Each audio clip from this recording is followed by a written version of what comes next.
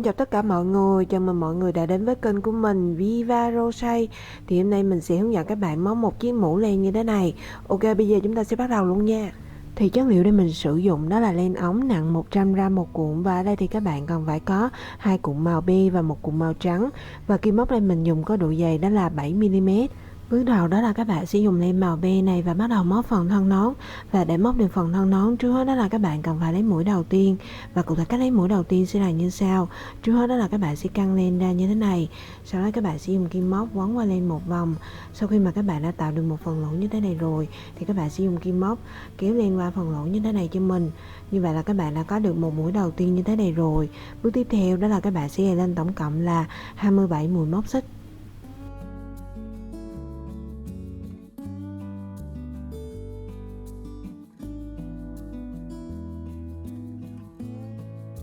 Sau khi mà các bạn đã gài lên đủ 27 mũi móc xích rồi, bước tiếp theo đó là các bạn sẽ đổi sang len màu trắng bằng cách là các bạn sẽ dùng len màu trắng và lấy mũi đầu tiên. Sau đó thì các bạn sẽ kéo mũi đầu tiên qua chân mũi thứ 27 này cho mình.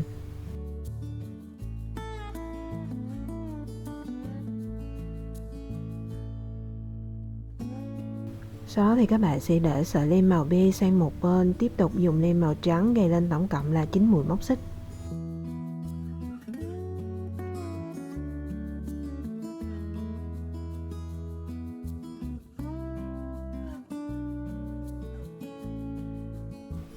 Sau khi mà các bạn đã gài lên đủ 9 mũi móc xích rồi, bước tiếp theo đó là các bạn sẽ bước vào và móc lên dòng thứ nhất. Thì đối với len màu trắng các bạn sẽ móc phần viền nón, còn đối với len màu be thì các bạn sẽ móc phần thân nón. Và để móc trước hết đó là các bạn sẽ gài lên 2 mũi móc xích nữa. 1 và 2. Sau đó thì các bạn sẽ bỏ qua hai chân mũi 1 và 2, đâm kim móc vào chân mũi thứ 3 và móc lên một mũi nửa kép.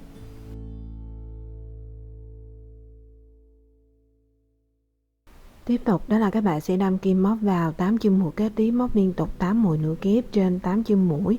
Và ở mũi nửa kép thứ 8 thì các bạn sẽ đổi sang len màu be. Và mình sẽ gặp lại các bạn sau khi mà các bạn đã móc đến mũi nửa kép thứ 8 nha.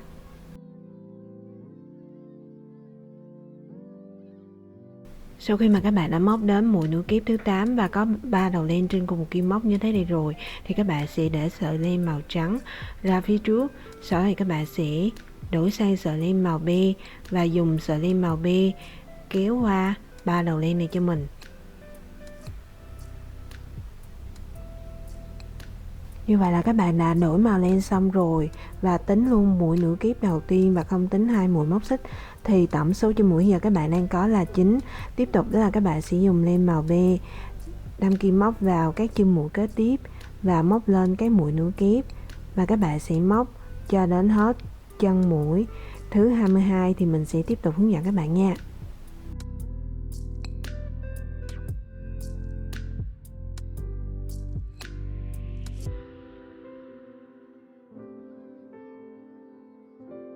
Sau khi mà các bạn đã móc đến hết chân mũi thứ 22 rồi thì còn lại 5 chân mũi cuối cùng thì các bạn sẽ móc liên tục 5 mũi dời trên 5 chân mũi.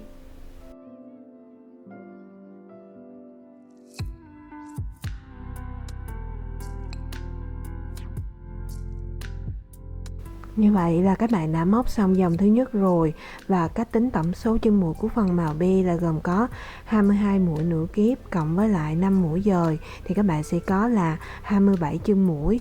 Và tiếp tục đó là các bạn sẽ móc lên dòng thứ hai.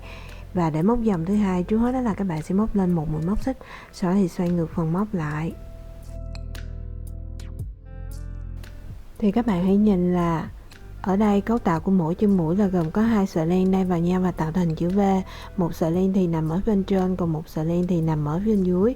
Thì với 5 chân mũi đầu tiên các bạn sẽ đâm kim móc vào mỗi một chân mũi của sợi len nằm ở bên dưới và móc lên mỗi một mũi dời, và các bạn sẽ móc lên đủ là 5 mũi dời.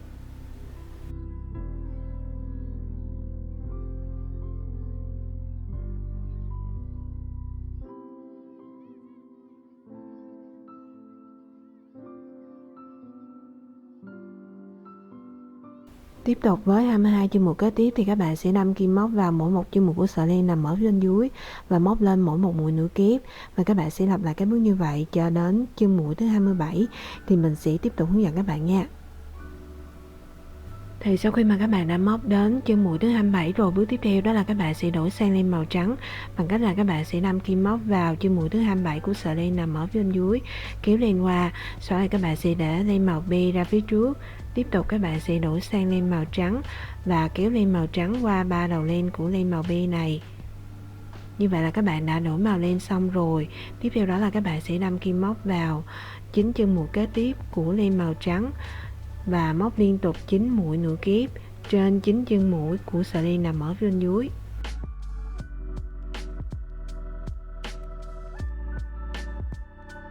Như vậy là các bạn đã móc xong dòng thứ hai rồi. Tiếp tục đó là các bạn sẽ móc lên dòng thứ ba, và để móc dòng thứ ba trước hết đó là các bạn sẽ gầy lên 2 mũi móc xích, sau đây các bạn sẽ xoay ngược vòng móc lại. Và bắt đầu từ chân mũi đầu tiên này trở đi thì các bạn sẽ đâm kim móc vào mỗi một chân mũi của sợi len nằm ở phía bên dưới và móc lên mỗi một mũi nửa kép, và các bạn sẽ lặp lại cho đến khi nào mà còn lại chân mũi thứ 9 thì mình sẽ tiếp tục hướng dẫn các bạn nha. Sau khi mà các bạn đã móc phần viền và còn lại chân mũi thứ 9 thì bước tiếp theo đó là các bạn sẽ đổi sang len màu be, và cách đổi sẽ tương tự giống như là dòng thứ hai mình đã hướng dẫn.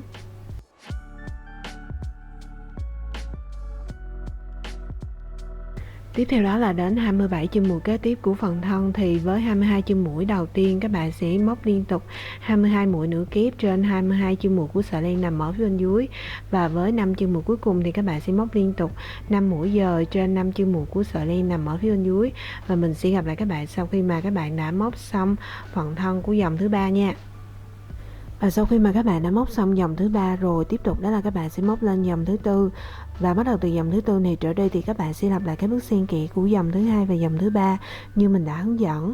Và tổng số chân mũi sau khi mà các bạn móc xong cho mỗi dòng sẽ luôn được giữ nguyên là 36, và tổng số chân mũi của từng màu cũng luôn được giữ nguyên.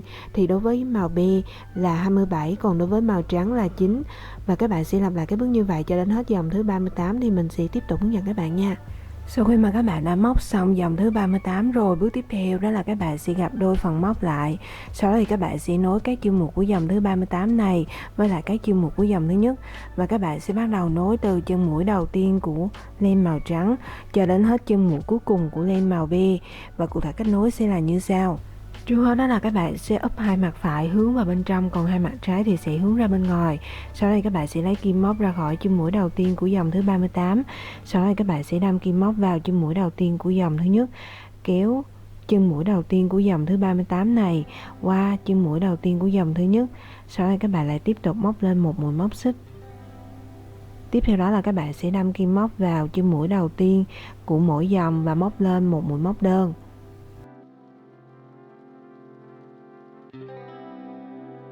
Thì đến đây các bạn sẽ bắt đầu lặp lại các bước, đó là các bạn sẽ đâm kim móc vào mỗi một chân mũi của mỗi dòng và móc lên mỗi một mũi móc đơn, và các bạn sẽ lặp lại cho đến chân mũi thứ 9 thì mình sẽ tiếp tục hướng dẫn các bạn nha.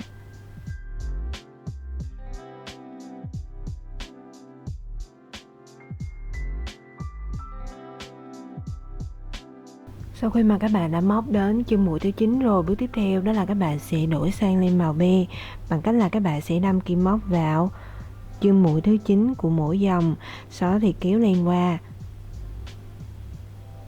Tiếp theo đó là các bạn sẽ để len màu trắng sang một bên, và các bạn sẽ dùng len màu be này kéo qua hai đầu len của len màu trắng.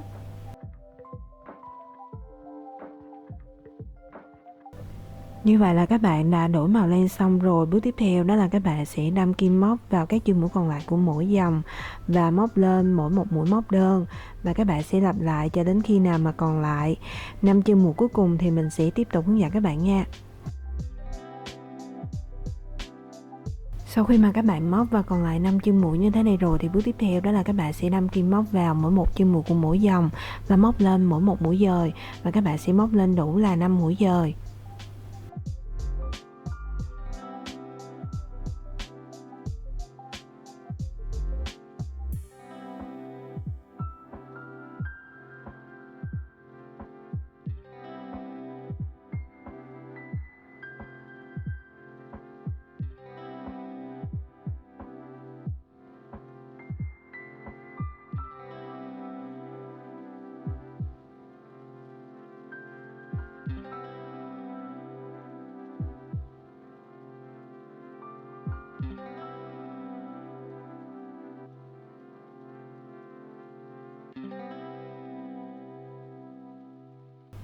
Bước tiếp theo nữa đó là các bạn sẽ kết mụi lại bằng cách là móc lên một mũi móc xích, kéo len ra một đoạn và chừa một cái đoạn len dài khoảng 100 cm.